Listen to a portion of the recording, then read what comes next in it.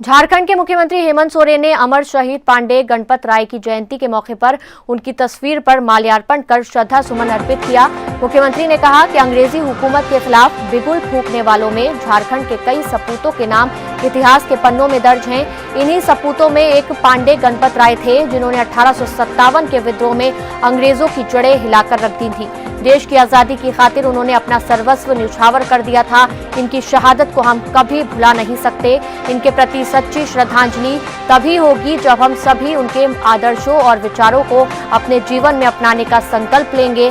1857 के आंदोलन के वीर शहीद पांडे गणपत राय को शत शत नमन।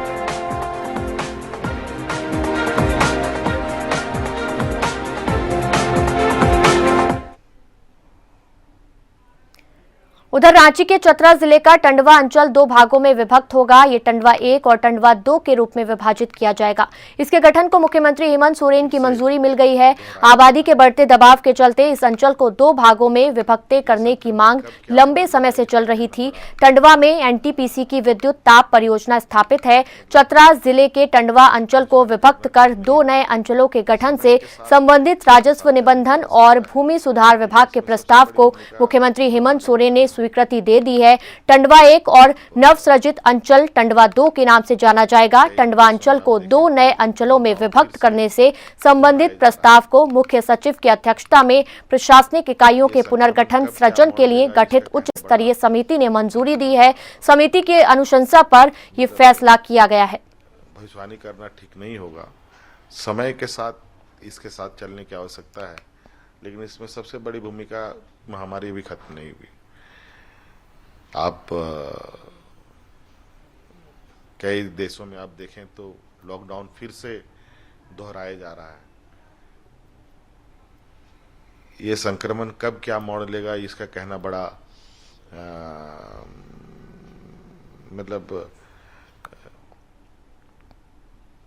खबर जमशेदपुर से है, जहां साक्षी थाना इलाके के साक्षी बाजार में देर रात अचानक आग लगने से अफरा तफरी मच गई। आग लगने से आग की चपेट में कई दुकानें आ गईं। बाजार में दुकानें नजदीक होने से कई दुकानों में नुकसान हुआ है। दुकान से आग की लपटें उठती देख के स्थानीय लोगों ने इसकी सूचना पुलिस और दमकल विभाग को दी। सूचना पर पहुंची पुलिस और दमकल विभाग की टीम ने समय रहते आग पर काबू पा लिया। फिलहाल आग लगने की वजह अभी साफ नहीं हो पाई है। ऊपर खबर झारखंड के देवघर से है, जहां स्वच्छता सर्वेक्षण 2021 में नगर निगम को बेहतर अंक दिलाने को लेकर लगातार प्रयास किए जा रहे हैं, ताकि स्वच्छता रैंकिंग में देवघर को अच्छा स्थान प्राप्त हो सके।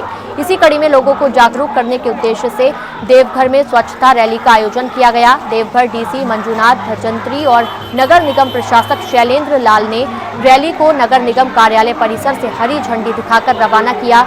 रैली के संबंध में जानकारी देते हुए अधिकारियों ने बताया कि उनका उद्देश्य लोगों में स्वच्छता के प्रति जागरूकता पैदा करना है। इस दौरान लोगों को नगर निगम का सहयोग करने की अपील भी की गई। साथ ही लोगों से अपने आसपास गंदगी को ना फैलने देने का भी अनुरोध किया गया, जिससे बीमारियों और दूषित वातावरण से बचाव हो सके। घरों के आसपास साफ सफाई का बेहतर तरीके से ध्यान रखने को कहा गया। लोगों को साफ सफाई के बारे में बताया गया। कहीं भी कचरा या गंदगी दिखने पर तुरंत संबंधित अधिकारी को सूचित करने को कहा गया, ताकि समय पर कचरे का उठाव किया जा सके।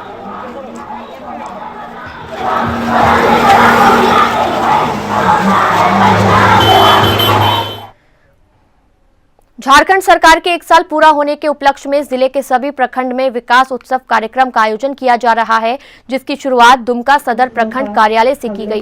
कार्यक्रम में मुख्य अतिथि के रूप में स्थानीय विधायक बसंत सोरेन शामिल हुए। इसके अलावा उपायुक्त राजेश्वरी बी, उप विकास आयुक्त संजय कुमार सिंह, एसडीओ महेश्वर महतो, प्रखंड विकास पदाधिकारी और अंचल अधिकारी मौजूद थे।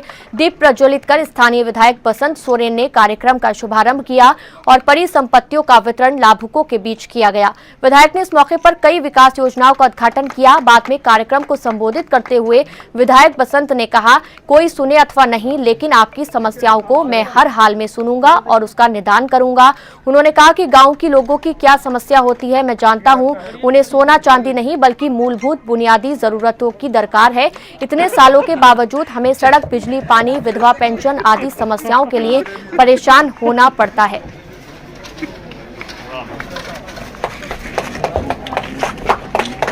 दलित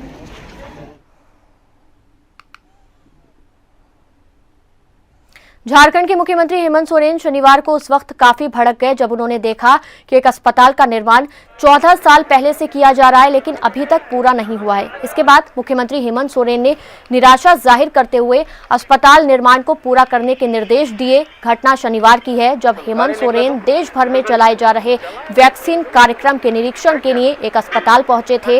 हेमंत सोरेन टीकाकरण के लिए चलाए जा रहे मेगा इम्यूनाइजेशन ड्राइव का निरीक्षण करने के लिए रांची के सिविल अस्पताल पहुंचे थे।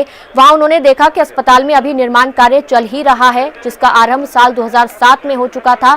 इस पर गंभीर आपत्ति और निराशा जताते हुए हेमंत सोरेन ने कहा कि 14 साल में तो वनवास खत्म हो जाता है। चलो गाड़ी निकले तो अब तक अस्पताल का काम पूरा नहीं हो सका है और इस मौके पर जब मुख्यमंत्री हेमंत सोरेन यहां पहुंचे तो वो काफी गुस्से में दिखाई दिए। उन्होंने कहा कि 14 साल में तो वनवास पूरा हो जाता है लेकिन अभी तक ये काम पूरा नहीं हो सका है। 2007 में इस काम की शुरुआत हुई थी और अब तक ये काम अधूरा है, अभी भी निर्माण कार्य चल रहा है। झारखंड प्रदेश एकीकृत पारा शिक्षक संघर्ष मोर्चा के बैनर तले राज्य के पारा शिक्षकों ने आंदोलन फिर से छेड़ दिया है। पारा शिक्षक स्थायीकरण की मांग को लेकर अब सत्ताधारी दल के विधायकों के आवास में प्रदर्शन कर रहे हैं। दुमका में खिजुरिया स्थित मुख्यमंत्री के आवास के बाहर सैकड़ों पारा शिक्षकों ने धरना दिया। धरना दे रहे पारा शिक्षकों ने सरकार के विरोध में जमकर नारेबाजी की। पारा शिक्षकों के नेताओं ने भाषण देकर अपनी मांगों को दोहराया और अविलंब मांगों को पूरा करने की मांग रखी। आवास में मौजूद दुमका के विधायक बसंत सोरेन और जामा की विधायिका सीता सोरेन ने धरना दे रहे पारा शिक्षकों से मुलाकात की और उनकी मांगों को पूरा करने का आश्वासन दिया। बसंत सोरेन ने कहा कि मुख्यमंत्री हेमंत सोरेन काफी संजीदगी से काम कर रहे हैं। पारा शिक्षकों की समस्याओं की जानकारी उन्हें है और जल्द ही मुख्यमंत्री इसके हल के लिए पहल करेंगे। उन्होंने कहा कि वो भी उनकी मांगों से उनको अवगत कराकर निदान कराएंगे। इसको वादा कराने के लिए जो आप लोगों ने सौंपने का काम किया है मैडम थोड़ा देर के लिए। झारखंड मंत्रालय में पारा शिक्षक संघ के प्रतिनिधिमंडल ने मुख्यमंत्री हेमंत सोरेन से मुलाकात की। इस दौरान सीएम ने पारा शिक्षकों के साथ न्याय करने का भरोसा दिलाया। पारा शिक्षकों के मुद्दों पर मुख्यमंत्री सोरेन सोमवार को शिक्षा विभाग के अधिकारियों के साथ बैठक करेंगे। सीएम से मुलाकात के बाद पारा शिक्षक संघ के संयोजक विनोद बिहारी महतो ने कहा कि पारा शिक्षकों की बकाया राशि के भुगतान को लेकर सरकार गंभीर है। हालांकि सेवा स्थायीकरण समेत दूसरी मांगों को लेकर पारा शिक्षक संघ अपने ऐलान के तहत आंदोलन करेगा। आपको बता दें कि अपनी अलग अलग मांगों को लेकर राज्य के 50,000 से ज्यादा पारा शिक्षक हेमंत सरकार से नाराज चल रहे हैं। इसी सिलसिले में पारा शिक्षक 17 जनवरी को सत्ताधारी दलों के विधायक के आवास का घेराव कर रहे हैं। 24 जनवरी को मंत्रियों के आवास पर आंदोलन होगा। फिर 10 फरवरी को सीएम आवास पर प्रदर्शन का ऐलान किया गया है।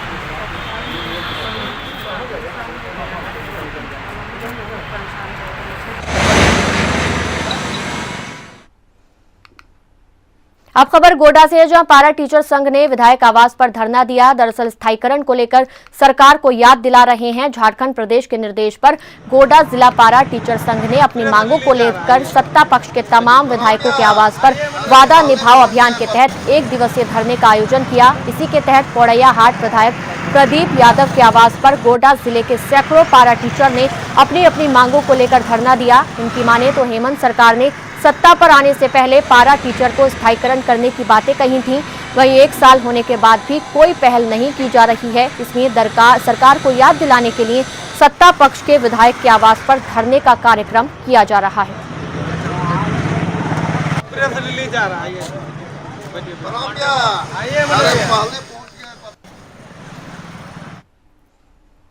धनबाद में जनता मजदूर संघ बच्चा गुट के सिंदरी सचिव वेद प्रकाश ओझा के रोहड़ा बांध नॉर्थ हॉस्टल स्थित कार्यालय पर लक्की सिंह के समर्थकों के जरिए लाठी डंडे से हमला किया गया। इस दौरान 4 राउंड फायरिंग भी की गई। लाठी के प्रहार से वेद प्रकाश ओझा के 3 समर्थकों अंशु कुमार, सोहन हेब्रम और कन्हैया चौहान का सिर फट गया। घटना की सूचना मिलते ही डीएसपी अजीत कुमार सिन्हा और सिंदरी थाने के पुलिसकर्मी पहुंचे। स्थिति का जायजा लिया गया। घटना के पीछे हिंदुस्तान उर्वरक एंड रसायन लिमिटेड पर वर्चस्व की लड़ाई बताई जा रही है।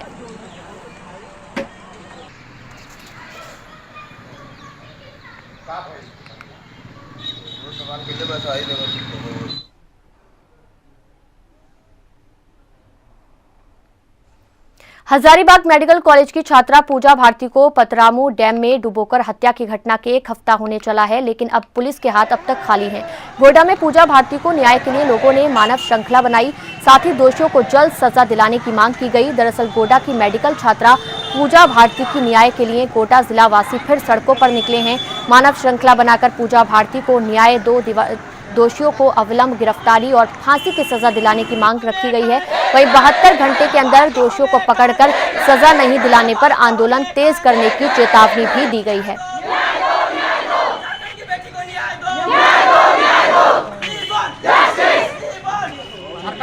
तो पूजा भारती को न्याय दिलाने के लिए ये बड़ी तादाद में लोग बाहर निकले हैं, खासतौर से नौजवान नजर आ रहे हैं। कैंडल मार्च भी निकाली गई है और मानव श्रृंखला बनाई गई है और साथ ही ये जमकर ऐलान किया गया है कि जो भी हत्यारे हैं उनको सख्त से सख्त सजा दी जाए और जल्द से जल्द पूजा भारती को इंसाफ दिया जाए। दोषियों को जल्द सजा दिलाने की मांग की जा रही है। हालांकि पुलिस के हाथ अभी भी खाली हैं, पुलिस आरोपियों तक नहीं पहुंच सकी है, जिसके बाद लोगों में और ज्यादा गुस्सा देखने को मिल रहा है। मेडिकल छात्रा थी पूजा भारती, जिसकी हत्या कर दी गई थी और अब बड़ी तादाद में ये छात्र सड़कों पर निकले हैं और जमकर नारेबाजी की है कि जल्द से जल्द इंसाफ दिलाया जाए मृतका को।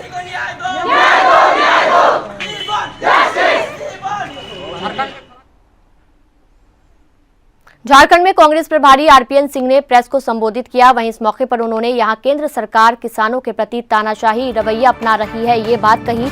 वहीं झारखंड में सरकार ने जो वादा किया था, सभी अपने मैनिफेस्टो में किसानों की कर्ज माफी समाधान का प्रस्ताव भी हम लोगों ने कैबिनेट से लाकर विधानसभा से पारित कराकर भेजा है। साथ ही साथ उन्होंने ये भी कहा कि कांग्रेस पार्टी पूरी तरीके से भ्रष्टाचार के मामले में सख्त है। झारखंड कांग्रेस प्रभारी आरपीएन सिंह ने कहा कि गांवों के विकास और गांव से आने वाले से कहूं तो कार निपटारा करने के लिए 20 सूत्रीय कमेटी बनाई गई है, जिसमें झारखंड मुक्ति मोर्चा और कांग्रेस मिलकर इस पर काम करेगी। सीएलपी कमेटी में कांग्रेस की तरफ से 4 सदस्यीय टीम होगी। वहीं विपक्ष को आड़े हाथों लेते हुए उन्होंने कहा कि विपक्ष का काम होता है मुद्दे को उठाना। झारखंड की जनता ने जिस तरह से अपार समर्थन दिया है, 5 साल तक जनता के लिए काम करना है और उसके सामने पार्टी काम कर रही है।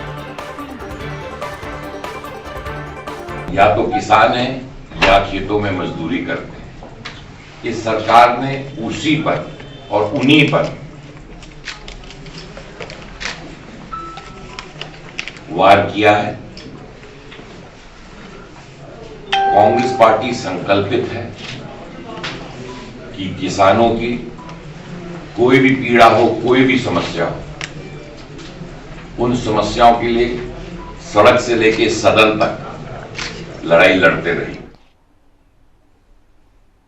निरसा के कुमार धुबी शिवली बाड़ी पूर्वी पंचायत दरमियानी मोहल्ला निवासी मोहम्मद गुलजार आलम के घर में शॉर्ट सर्किट से आग लग गई, जिसमें लगभग 50,000 की संपत्ति जलकर खाक हो गई। प्रत्यक्षदर्शियों का कहना है कि आग कैसे लगी इसकी सटीक जानकारी नहीं है, लेकिन ऐसा लगता है कि शॉर्ट सर्किट की वजह से आग लगी थी। स्थानीय लोगों की मदद से लगातार 1 घंटे तक पानी की बौछार और प्रयास से आग पर काबू पाया गया है। घटना की सूचना मिलते ही कुमार दुबे ओपी प्रभारी पुरुषोत्तम कुमार दलबल के साथ मौके पर पहुंचे।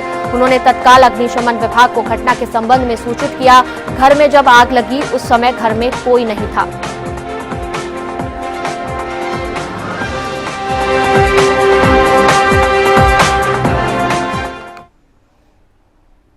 उधर देवघर के खिजुरिया में सीमेंट लदे ट्रक की चपेट में आने से टोटो चालक चंदन और टोटो में बैठे सोनू सिंह की मौके पर ही मौत हो गई।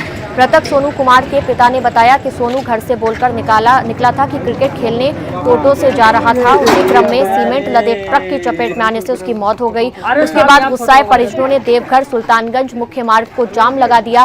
उसके बाद चारों थानों रिखिया, जसीडी नगर और मोहनपुर थाना पुलिस मौके पर पहुंची, जहां मोहनपुर सीओ और बीडीओ घटनास्थल पर पहुंचे और परिजनों को समझा बुझाकर रोड जाम को हटवाया गया है। तो सुल्तानगंज मेन रोड में दर्दनाक सड़क हादसा देखने को मिला है, जहां एक शख्स की जान चली गई है।